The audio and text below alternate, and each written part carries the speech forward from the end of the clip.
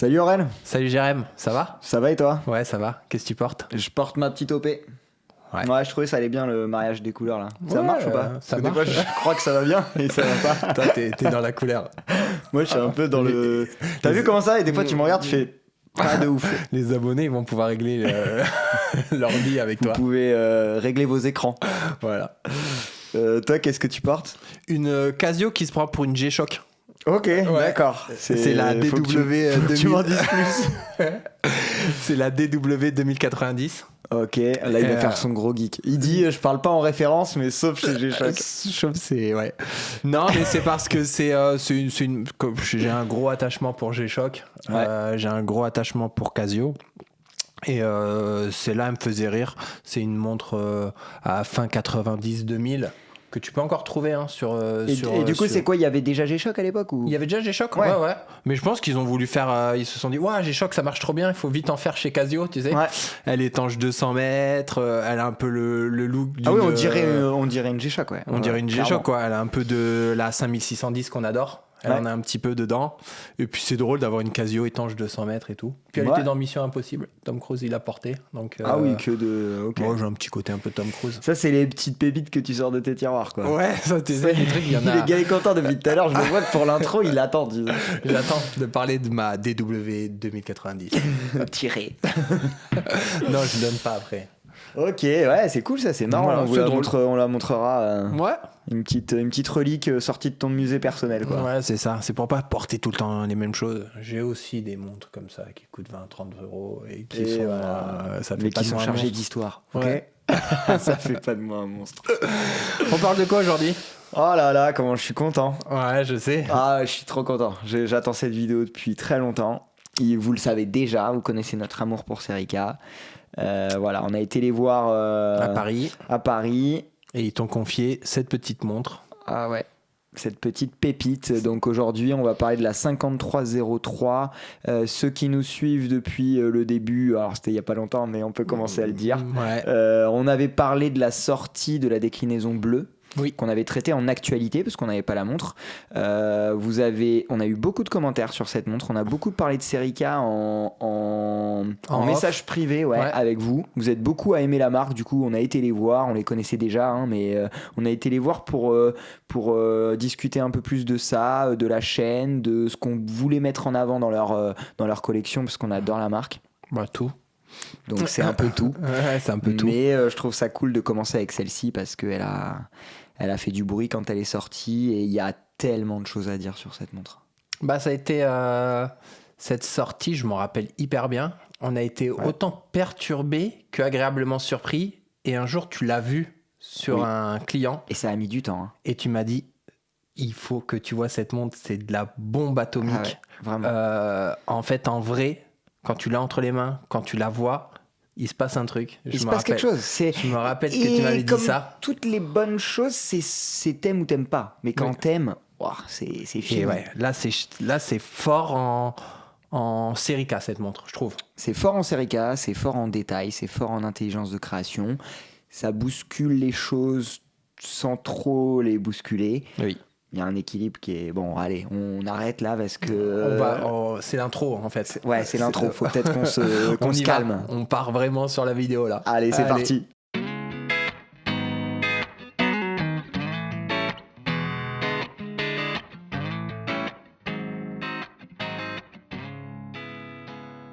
Bon, comme d'hab, on commence par la marque. On commence par la marque, ouais. On va du général au particulier. C'est ça, En exactement. entonnoir. Et voilà.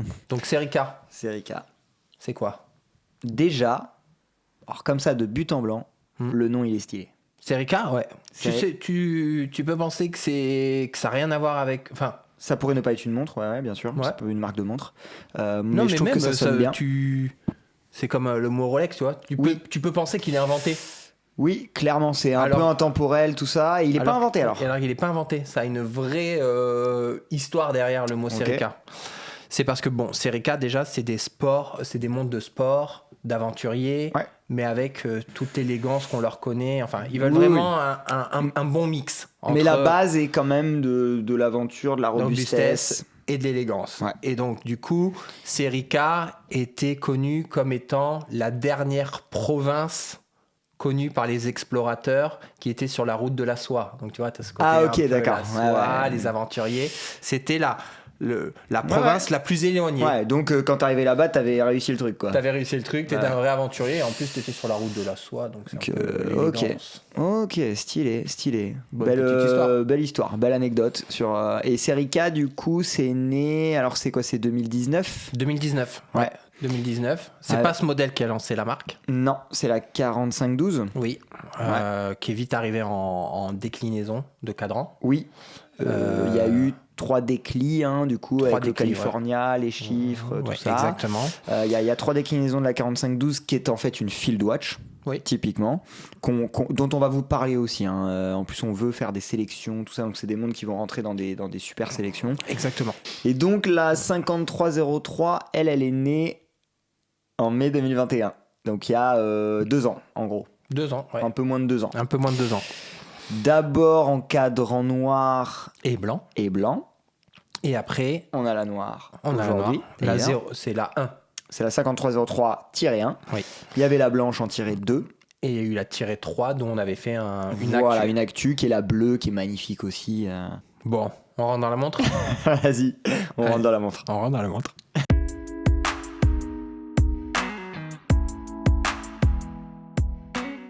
Bon, on commence par le boîtier, comme d'hab. Le boîtier ? Ouais. Qu'est-ce qui te frappe en premier, toi ? Bah moi, ce qui me frappe en premier, c'est bête, mais c'est souvent le cas sur les montres, c'est la couronne. Ok. Ouais. C'est marrant que tu dis ça. Tu vois, je me suis demandé, est-ce qu'il va parler des cornes, est-ce qu'il va parler des lunettes ? Non, je te jure, c'est la couronne. J'adore ce genre de boîtier en 39, des petites montres avec des couronnes surdimensionnées. Oversize, ouais. Je trouve que c'est d'un chic, d'une praticité, et je trouve ça, la montre, elle a de suite quelque chose, tu vois, d'entrée, tu vois qu'elle va pas se conformer à ce qui se fait sur le marché. Tu vois, il y a une ADN direct. Puis ça lui donne du caractère, du charisme, et pour le coup, c'est un élément de design qui sert vraiment.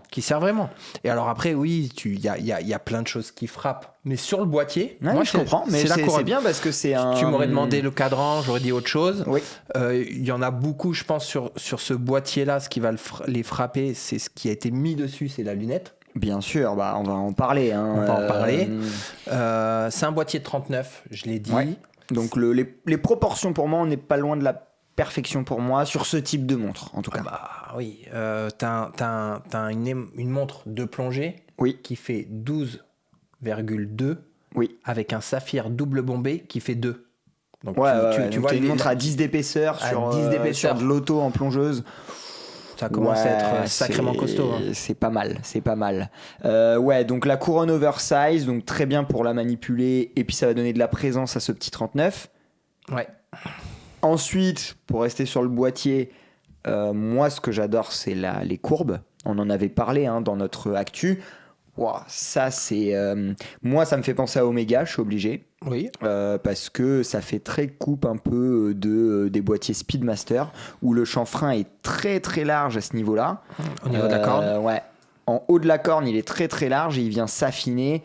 Wow, pour suivre la carrure de la montre et revenir sur la corne du bas et ça donne autant de caractère que d'élégance. Ouais. Et ça permet en plus que ça pose super bien sur le poignet. On dirait qu'elle vient Bah, c'est un boîtier qui peut faire qui est anguleux, mais qui a de la rondeur un peu par ce chanfrein et cette shape de corne. Exactement. On vous fera des macros de tout ça. Je pense que je vais me régaler sur cette montre. Ouais. Il y en a qui nous ont dit il faudrait plus de plans des montres et tout. Sachez qu'on bosse là-dessus. On veut vous en faire de plus en plus, mais on veut faire des plans de qualité. Donc c'est pas si facile. Et c'est pas si facile. Voilà. C'est pas si facile. On monte en puissance, mais on entend bien tout ce que vous nous dites et on essaie de s'améliorer à chaque vidéo. Et je pense sur celle-ci, on va pouvoir se faire plaisir. Ouais. Le corne à corne, il est important pour les abonnés et pour les gens. C'est un 46,5. Ok, c'est cool. Donc, moi, quand t'es proche de 47, déjà, c'est trop bien. C'est trop bien. C'est trop bien. La proportion, là, elle est nickel.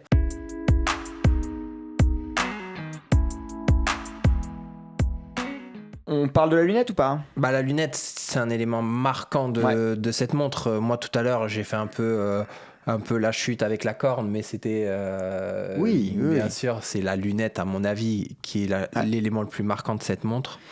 C'est une double lunette. un double anneau en fait. Un double anneau. C'est plus un double anneau, un double insert qu'une double lunette, parce qu'il n'y a qu'une seule lunette en fait. Oui, bien sûr. La lunette étant la partie en acier qui va accueillir un insert, qui peut être en aluminium, en acier, en céramique. Serica, là, pour le coup, les autres éléments dont on peut parler dans le design sont souvent des éléments où on peut trouver des inspirations à d'autres endroits, même si Serica souvent se les approprie d'une belle façon.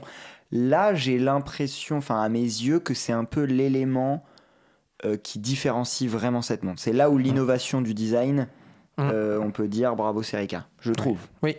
Ça donne la singularité et l'identité. Donc cette lunette, tu leur expliques comment ça fonctionne ? Ouais, donc c'est une lunette avec 2 inserts et c'est une bimatière, on va dire. Oui. Tu as une lunette céramique noire, qui va être ta lunette de plongée à proprement parler, ou ta minuterie, plus vulgairement. Oui. C'est t'as 10, 20, 30, etc. Ouais. C'est ce qui te sert à mettre en face de ton aiguille des minutes et calculer ton temps de plongée. Ou le temps pour cuire un œuf. Par exemple, ou pour le parc-mètre. Il y a plein de choses. Plein de choses. Donc ça, jusque-là, rien de fou. Rien de fou. Et après, tu as un autre insert, lui, en aluminium ou en acier. En acier. En acier, qui va être une fonction qu'ils ont apportée à cette montre qui prend encore plus un sens aventurier, qui est une fonction GMT. Déguisé, quoi. Voilà. Parce que des fois, faut faire attention au terme GMT. Je dis pas ça pour toi, mais plus pour les marques qui l'utilisent.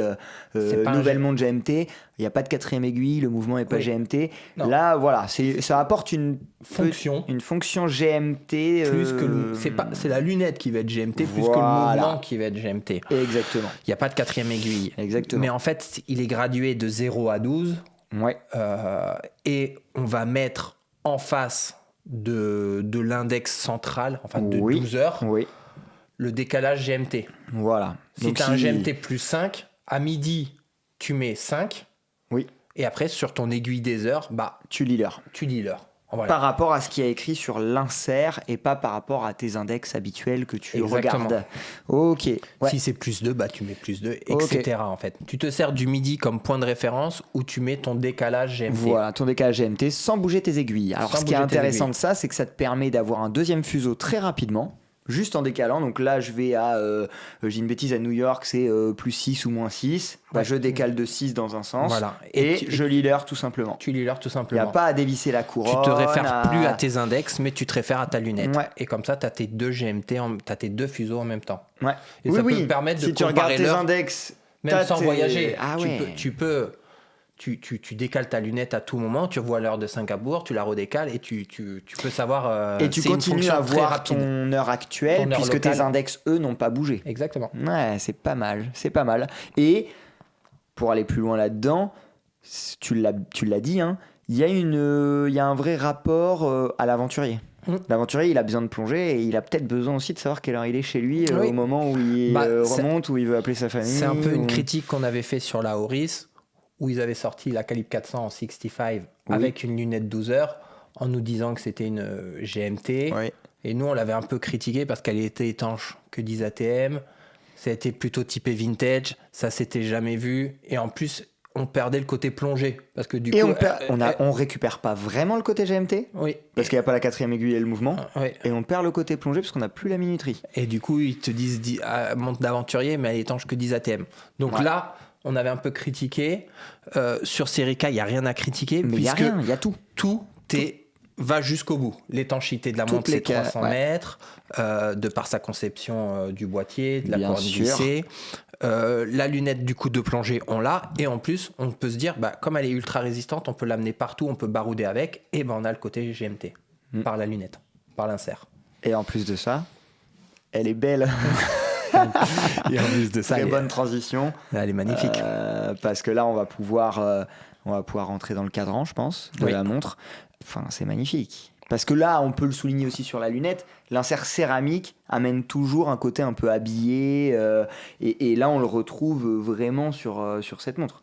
Mais moi, c'est bête parce que, on va dire, je suis pro Serica ou je suis pro truc. Mais c'est le genre de montre que j'adore. Une montre qui est belle, mais technique. Et c'est en ça que ma sub au tout début m'avait vachement séduit. Je la trouvais belle, avec ce côté céramique, tout ça. Clairement. Et je la trouvais technique. Moi, j'ai été à l'océan avec, j'ai tondu, j'ai fait du bricolage. Et tu vois, tu as le meilleur des deux mondes. Et puis là, c'est très Rolex de faire ça, de faire des belles montres, mais qui sont résistantes, quoi. Et là, je trouve qu'il y a cette intelligence de design liée à la conception, liée au spec technique. Et on n'oublie rien dans chacun des deux mondes. Oui. C'est que on fait pas de croix sur des choses techniques pour que ce soit plus beau, et inversement. Ouais. Et ça, c'est cool. C'est une marque, pour moi, Serica, qui est un peu sans concession. Oui. Ils vont prendre du temps pour faire une montre. Déjà, ça, j'aime bien leur rythme. Des collections courtes. Ouais, des collections faciles à... C'est un catalogue qui est digeste, Serica. Et quand ils sortent une montre, on a l'impression qu'ils ont bossé dessus pendant 1 an ou 2, et ça fait plaisir. T'as 3 familles avec 3 montres dedans. Ouais, c'est ça. Donc, celui qui est paumé, il doit être paumé ailleurs aussi. C'est clair. Il est paumé partout. Ouais, lui, on peut rien pour lui. On peut plus rien. Même avec toutes les vidéos du monde. On peut vulgariser, mais on pourra pas le sauver.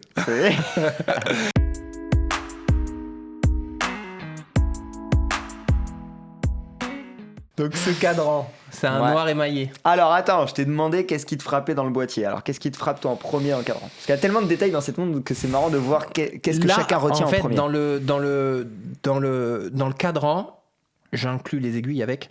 Bien sûr. Il y a 2 choses qui me frappent. Mais je vais te dire, allez, je vais encore prendre un contre-pied. Moi, ça va être les index satellites. Ouais, je suis d'accord avec toi. Parce que le reste, on l'a vu plus, et moi j'aurais dit ça aussi, tu vois. C'est ce que j'avais en tête. C'est des petits index satellites, comment dire, en fait c'est un petit index relié au chemin de fer par un... Voilà. On a le chemin de fer qui est très fin, qui est souvent, les chemins de fer c'est pas peint, c'est pas appliqué. Ouais. Donc on a ce chemin de fer. Et en fait, les index qui vont rejoindre chaque 5 minutes. Voilà, chaque 5 minutes, vous avez un trait qui va plus loin. Et l'index est au bout du trait. Donc ça ressemble à un satellite, d'où le nom. Et ça va, je trouve... Parfois, il y a trop d'espace dans un cadran. Et là, ça vient aller vers le centre et remplir un peu plus. Et du coup, donner de la... Ça habille le cadran. Ah ouais, et en plus, ça ajoute un truc que moi, je trouve hyper... Enfin, j'aime bien tous ces trucs un peu linéaires, un petit peu, je sais pas, tu sais, un peu en fait, je comprends. Ce truc un peu. Il y a un délire de structuré. design pur qui doit te parler, toi. Ouais. Je connais un peu tes goûts, ce que tu as eu dans la collection, dans la boutique au début. Et puis, je suis un petit peu dans ma tête, il faut que ce soit. Bien rangé, bien truc. Et puis là, c'est des beaux traits bien nets qui sont liés à l'index. Il n'y a pas de fioriture, il n'y a rien. On est tout à fait d'accord. J'adore ce genre de cadran noir profond. Ouais, puis émail, c'est. Il fait le cadran, en fait, il fait un écho direct à la lunette céramique, moi je trouve. Oui. Et ça va bien parce que c'est adouci par la lunette acier, par ce boîtier très acier. On en parlera tout à l'heure, mais par le bracelet aussi, ça renforce. Il y a beaucoup de matière, je trouve. Bien sûr. Il y a beaucoup de choses à regarder. Hein. Et la brillance, il y a beaucoup de matière brute d'acier. Ouais. Et la brillance du cadran et de la lunette vont super bien ensemble. Ils font écho. Ça vient casser ça. Et puis on a un truc un peu de sandwich. Alors les gens ne comprendront peut-être pas, mais acier, céramique, acier, émail. Oui. Et moi j'aime bien ça. Clac. Je te dis, moi dans ma tête où je suis un petit peu un peu geek, un peu autiste. Il faut que ce soit bien rangé. Et là je trouve que tout est bien rangé. Et je trouve que c'est parfait. Deuxième détail, les aiguilles Brodaro. Bien sûr. Moi, je suis un grand fan des Speedmaster avec ce genre d'aiguilles. Moi aussi. Et là, je trouve que ça lui va hyper bien à la Serica. Mais vraiment hyper bien. Ça marche trop dans le côté... En fait, moi, les aiguilles, je trouve qu'elles sont trop bien choisies pour une chose, c'est qu'elles rentrent en adéquation avec le caractère de la montre. C'est une montre qui est un peu comme ça, là. Ouais. Tu sais, on a dit c'est un 39 avec une grosse couronne. Les aiguilles Brodaro, c'est ça. C'est mettre une flèche oversize. C'est ça. Et c'est un 39 avec une ouverture de cadran. On l'a pas dans la fiche technique ou on l'a pas mesuré, mais qui est beaucoup plus petite du coup parce qu'on a un double anneau de. Ouais. Après les anneaux sont fins, c'est ça aussi. Ils sont fins aussi. Mais du coup, c'est vrai qu'elle peut paraître petite quelque part. Bien sûr. Dans son ouverture de cadran et de mettre ses aiguilles un peu surdimensionnées, ça affirme encore quelque chose. Bien sûr. Moi, il y a un détail qui me plaît dans ce cadran. Je sais ce que c'est. C'est quoi? C'est qu'ils ont pas mis la marque. Oh putain, il est chiant. Ça y est, je peux plus le surprendre. C'est fini. Et non, mais ça c'est trop malin. Et ils l'ont mis. Ils l'ont mise la marque. Ouais, ils l'ont mis dans le chemin de fer à 6 heures. Comme pour ceux qui sont fans c'est beaucoup sur Rolex quand on regarde Swiss ça. Only, Swiss Only, Swiss T. Là, ils l'ont mis à cet endroit-là et c'est un clin d'œil aussi aux fans qui regardent souvent cet endroit-là du cadran parce qu'il y a souvent une information importante sur sa composition. Et puis c'est peut-être aussi un côté un peu humble et que la marque s'efface au profit du produit. Parce que je pense que c'est des amoureux du produit avant toute chose. C'est tellement ça. Et ça, la marque s'efface. C'est tellement ça. Et ce qui est important, c'est le produit. C'est sur ça qu'on va nous juger. On n'est pas un nom. On est avant tout des amoureux de la montre et une montre. Et on fait les choses bien. Et là, on s'efface au profit de la... Oui, et puis si tu veux le savoir, tu le sais que c'est une série K. Et puis en fait, c'est un produit tellement connoté, tellement identitaire, singulier, qu'il n'y a pas besoin d'écrire la marque. Et puis par les choix de design qu'ils ont fait, avec les index satellites qui rentrent vachement au centre du cadran, je trouve que ça aurait été de trop. Ça aurait été too much, on n'aurait plus rien vu du cadran, et c'est malin. Ils ont juste mis, comme on disait tout à l'heure, le produit, ils ont mis les notions de performance, d'étanchéité. Ouais, bien sûr. Voilà, encore une fois, on marque que le produit, il est ça, de qualité. C'est assez, quelque chose qu'on voit souvent. C'est basique, mais c'est bien fait, sur 2 lignes, pas trop d'écriture. Ils auraient pu dire, on joue la d'écriture. simplicité, on enlève tout. Ils te mettent quand même les rares éléments qu'ils veulent mettre au-delà de la marque. Je vois ce que tu veux dire. C'est que s'ils n'avaient pas mis ça aurait pu faire vide. Par contre, parce qu'on est quand même habitué à ce qu'il y ait quand même des écritures, à part sur des Moser ou des. Mais là, ça va plus être sur du dress watch où tu peux te permettre de rien mettre du tout. Sur une sportive, il y a toujours. Alors, il y en a qui mettent un Alexandra. Ouais. 4 lignes. 4 lignes. Allez, 4 lignes, moi, je trouve c'est un peu too much en vrai. C'est un peu too much. Ah ouais. Et du coup, pas de date. Ça, il faut le dire. Pas de date. Moi, j'adore. Ouais. Moi, j'ai une no date en ce moment et j'en ai plein, tu le sais. Pas de date. Pas de date, c'est trop cool. Surtout, encore une fois, par rapport à la composition du cadran. Le but est pas de surcharger. Alors, peut-être que certains pourront dire... Ça, j'aimerais bien, d'ailleurs, que vous me disiez ce que vous en pensez. Parce que je suis partagé là-dessus. J'aime les no date et j'aime les montres d'aventuriers. Mais est-ce qu'un aventurier, il n'a pas quand même besoin de la date ? Tu vois ? Il a besoin du soleil et du feu. Et du feu. Voilà. Il n'a pas besoin de la date. Non, mais tu vois ce que je veux dire. Oui, Parfois, je peux comprendre. J'avais parlé avec l'explorateur, là, Dylan, qui était venu nous voir, et il me disait, moi, je peux pas partir avec une no date, c'est pas possible. Après, c'est de l'exploration. Il va 40 jours dans l'Antarctique et tout, c'est un malade, le gars. Il voit pas le jour. jour. Prend pas une série K, quoi, tu vois. Il y a que du noir. Ouais. Donc, oui. Moi, je m'en fous sur cette montre parce que je vais pas aller faire la route de la soie avec. Non. Et puis, pour l'équilibre général, j'aime les no-date de base. Et là, pour l'équilibre général de la pièce, ça aurait été too much. Un peu comme ce que tu disais sur le fait d'écrire Serica. Ouais. Ça allège comme il faut la composition du cadran.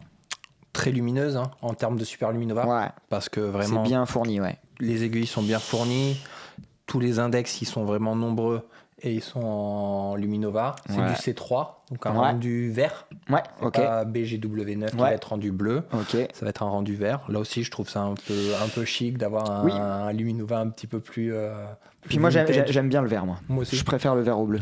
Et puis moi, j'aime bien les index à 12 heures, là. C'est un mélange de tous les autres. Oui.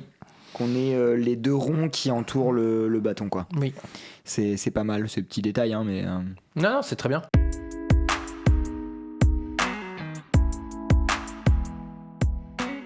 Le Newton. Moi, j'adore. C'est un Newton, donc c'est Soprod. C'est Soprod qui le fait. La particularité du Newton, c'est qu'en plus, tu peux le régler assez finement. Et Serica a fait le choix de le régler à... Plus 4, moins 4. Voilà, c'est ce que j'allais dire. Moins 4, plus 4. Pour info, plus 4, moins 4, c'est mieux que le COSC.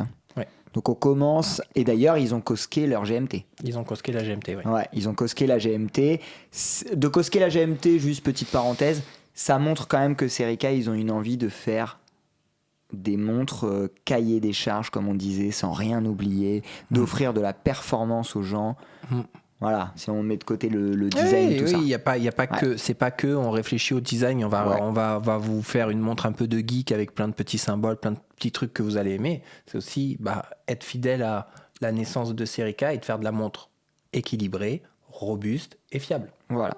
Donc choisir un bon moteur pour une belle voiture, c'est important. C'est important. Et certifier ses qualités. Alors là, ils n'ont pas certifié COSC, mais dans ses performances, c'est un mouvement qui passerait le COSC sans problème.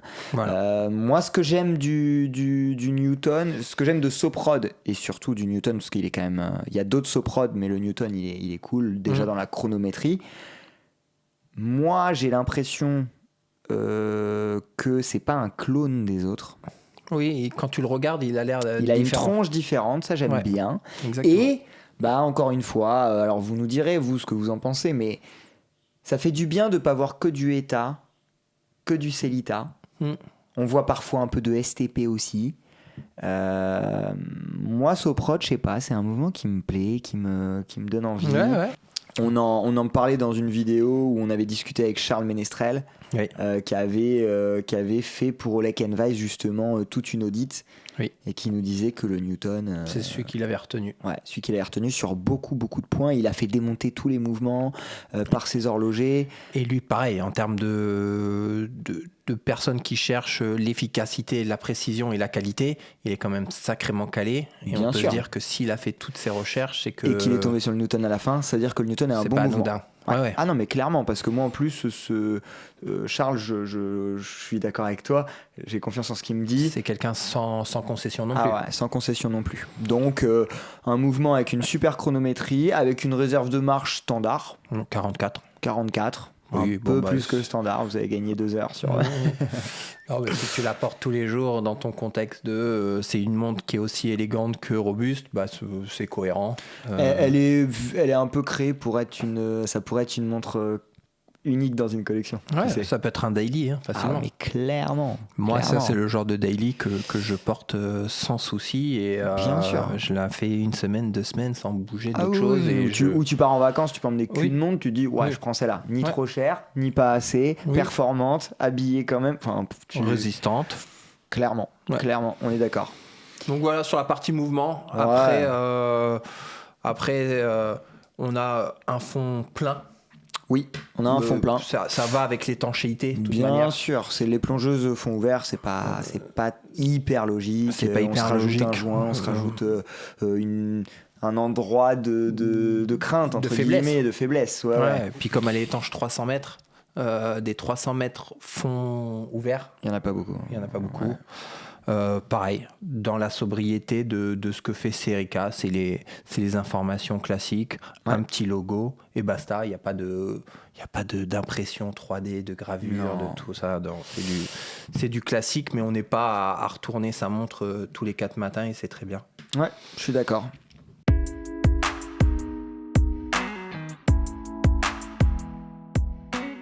Bon.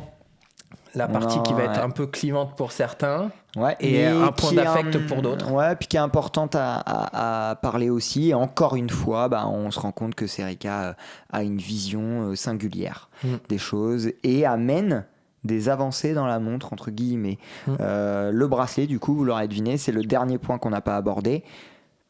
C'est surtout la pièce debout. Ouais, c'est le handlink, entre guillemets, sur une maille milanaise, ce qui est improbable. Enfin, moi, ça existe peut-être dans du vintage, ou un peu ce que fait peut-être aussi ZRC quelque part. Oui. Mais moi, j'avais rarement vu, en tout cas. Ouais. Et en fait, c'est un maillon plein, articulé, et qui va venir prendre la maille milanaise en 3e maillon quasiment, quoi. Ouais, c'est ça. C'est comme si vous aviez 3 maillons avant votre maille milanaise. Vous avez vraiment le handling qui va faire le lien entre le bracelet qui va avoir la courbure exacte du boîtier, qui va jusqu'au bout de la corne. Oui. Et là, on a une pièce au centre de ça articulé, qui vient le lier au milanais. Oui. Et le milanais, il est pincé dans cette dernière pièce, en fait. Oui. Et du coup, ce maillon articulé fait que ça va donner déjà. Ça donne vachement de souplesse et ça tombe bien sur le poignet. Oui. Parce que des fois, tu as des milanais où tu peux passer ton doigt ici. C'est ça, tu as un arrondi. Parce que il va respecter le shape de la carrure et qui n'est pas vraiment celui de ton poignet. Exactement. Et bien donc là, tu as le maillon de fin qui est lui complètement articulé et qui va faire que la maille elle va tomber pile poil sur ton poignet et s'ajuster. Ça, c'est très très cool. Et donc là, c'est le côté pratique et un peu technique de comment il est composé, comment il tombe sur le poignet, et en plus esthétiquement, c'est très très efficace. Ça marche bien, ça donne encore une fois la présence. Voilà, c'est ça. Encore une fois, ça la muscle un peu, c'est là. C'est Madame Biscotto. Ouais, mais moi je trouve que ça donne de la matière.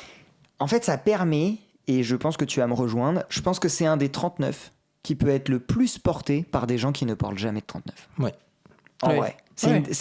Si vous portez que du 41-42 habituellement, n'éliminez pas cette série K de votre shortlist. Allez rue Chapon, voir Jérôme ou Gabriel, et allez tester. Parce que franchement, c'est une 39 qui va plaire aux gens qui portent du 39 habituellement, mais qui peut réconcilier des gens qui trouvaient tous les 39 trop petits. Bah là, avec la couronne oversize, on l'a dit, avec le travail sur les cornes qui donne aussi de la présence quand même, et avec cette pièce. Ta 5.5.6, souvent, elle me donne envie en 38.5, mais je peux pas la porter. Oui. Ta 58. Ouais. Je me suis posé des questions, mais souvent je l'ai mis au poignet et souvent. Ça faisait un peu petit. T'as souvent envie de me voler mes montres. J'ai souvent envie de te voler mes montres. Mais ça faisait un peu petit, alors que celle-là, sur mon poignet, mais nickel. Ah oui. Vraiment nickel. Aucun point où je me dis oh non, peut-être. Ouais, non, un peu petit. Mais vraiment pas. Ouais. Vraiment pas. Et donc ça, c'est hyper cool. Après, moi, j'ai juste une petite critique parce que je me dois de la faire. Vas-y, hein. Et c'est pas méchant, mais il y a quand même un coup à prendre sur l'installation de la maille milanaise. Oui. C'est pas easy parce qu'on n'a pas le chariot fixe où on vient attraper avec les dents comme sur une maille milanaise, on clipse et après on verrouille. Là, il faut rentrer quand même dans la pièce de fond ici. Ouais. J'ai pris la première fois, j'ai pris 10 secondes quoi.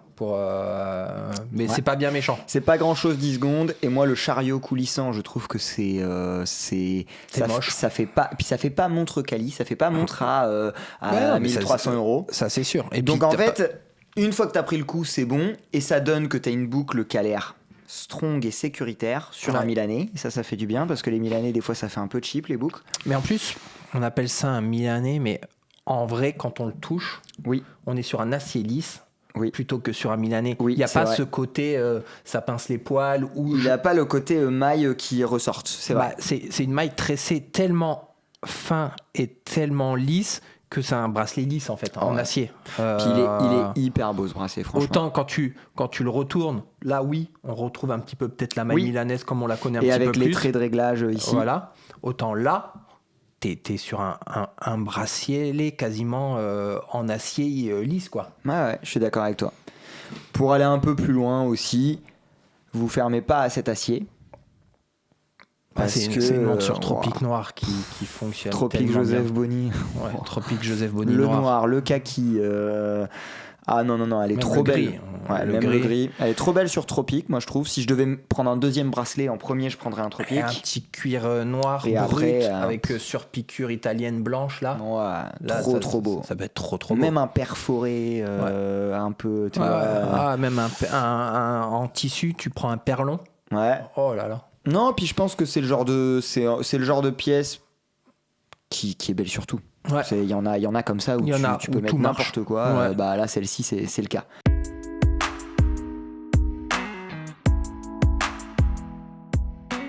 C'est bien fait jusqu'au bout du bracelet, quoi.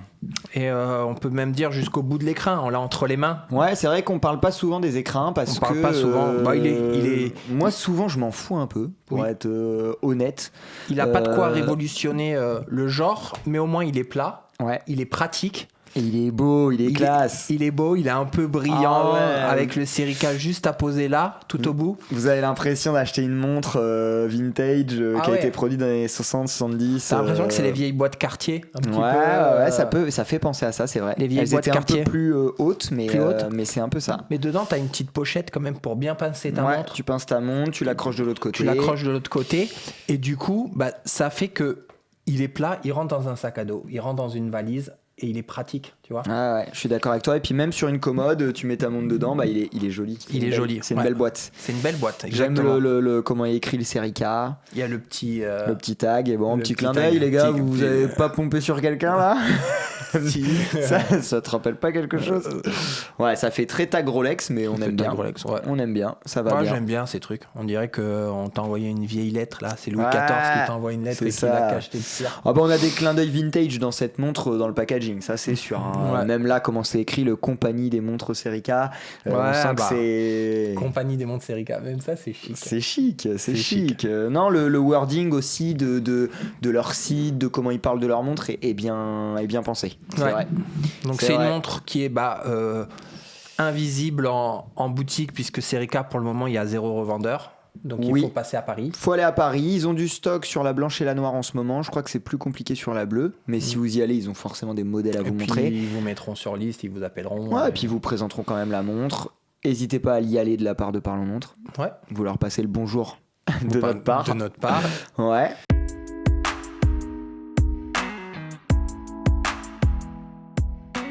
Ça coûte combien ça? Ça coûte 1290. Alors, bon prix ou pas bon prix? C'est une plongeuse, elle a la mention Swiss Made. C'est une Swiss Made. Bien sûr. C'est une Swiss Made à 1200 €. 1200, allez, 1300. Ouais. On va enlever les 10 €. Ça n'a rien de choquant. Pas du tout. Surtout Swiss Made avec un Newton en plus 4-4, avec du 300 mètres, avec un cadran émail, avec un insert céramique, parce que ça coûte de l'argent la céramique, avec ses pièces debout. Attention, à produire, c'est pas rien. Avec ce double bombé. Le saphir double bombé. Ça se souffle pas, ça se gratte. Donc double bombé, ça a un coup.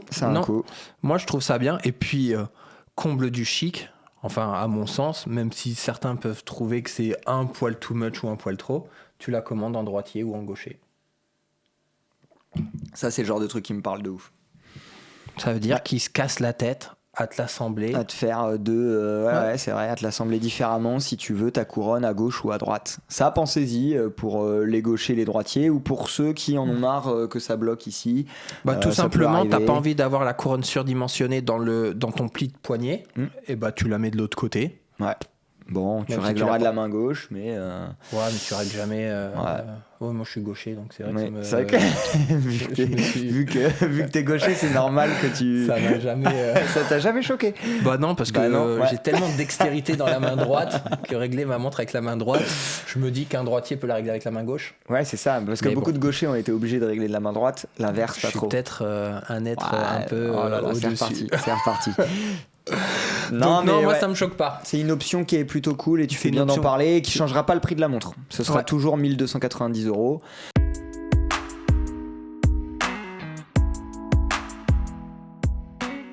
En termes de déclinaison, nous on a la noire qu'on vous présente aujourd'hui. Comme on l'a dit au début, il y a une bleue qui est sortie il n'y a pas très longtemps et il y a la blanche qui est très très belle. Je pense qu'on fera des plans un jour de cette blanche parce que c'est une pépite et les plongeuses cadran blanc, il y en a peu. Les sportifs cadran blanc, moi c'est une sportive cadran blanc bien réalisée, t'es vraiment dans le truc qui peut me dire achète cette montre. C'est rare. Ouais, c'est rare. Ouais. Déjà, trouver un cadran blanc dans une collection, c'est rare. T'en as beaucoup en montre de ville, mais sur une sportive, c'est assez rare. Ouais. Je suis complètement d'accord. Je vais pas te dire le contraire. Tu vas pas te dire le contraire. Ouais. Et donc, donc il faut aller à Paris ou se lancer sur Internet. Ouais. Ils ont leur site. On mettra le lien. En toute manière, on va mettre le lien du showroom et le lien du site. Ouais, exactement. En description. Ouais, allez voir leur site, il est super bien fait. Et puis, on le dit souvent, une montre, ça s'essaie. N'hésitez pas à aller les voir parce que nous, on adore parler de Serica, mais on en parle moins bien forcément que Jérôme et Gabriel qui ont créé les montres et qui tiennent le showroom. Dites-nous ce que vous en pensez, si vous êtes aussi emballés que nous. Du tout. Et puis aussi, merci parce que, en fait, cette montre, on l'a aussi un peu grâce à vous. Parce que l'actu Serica qu'on a sorti a déclenché beaucoup de réactions de votre part qui nous a permis, on les connaissait déjà, mais de rentrer encore plus en contact avec les gars de Serica. Donc merci. Ouais, continuez à nous faire des retours sur les vidéos, à nous écrire, à vous abonner à la chaîne, parce que ça nous permet justement d'avoir ce genre de produit quelques semaines après en avoir parlé en actu. Et beaucoup nous ont dit hâte après l'actu d'avoir le focus. C'est ça. Donc ça nous a aussi motivé à prendre cette montre et à se bouger sur les plans, sur Exactement. tout ça. Exactement, donc c'est important. Continuer à donner de la force. Les commentaires servent et s'abonner et nous envoyer des petits mots de soutien, ça donne de la force. Ouais, carrément, ça fait toujours plaisir. Bon, c'est validé à 2000% la 5303. Tu crois que j'ai le droit de pas la renvoyer? Ben, on va tester, on va attendre, on va voir s'ils disent rien. S'ils nous oublient. Bon, peut-être il y a la vidéo on n'aurait peut-être pas dû dire ça du coup. Ouais. Bon, c'est pas grave, on attend. Bon, allez, à bientôt. À la prochaine. Ciao. Ciao.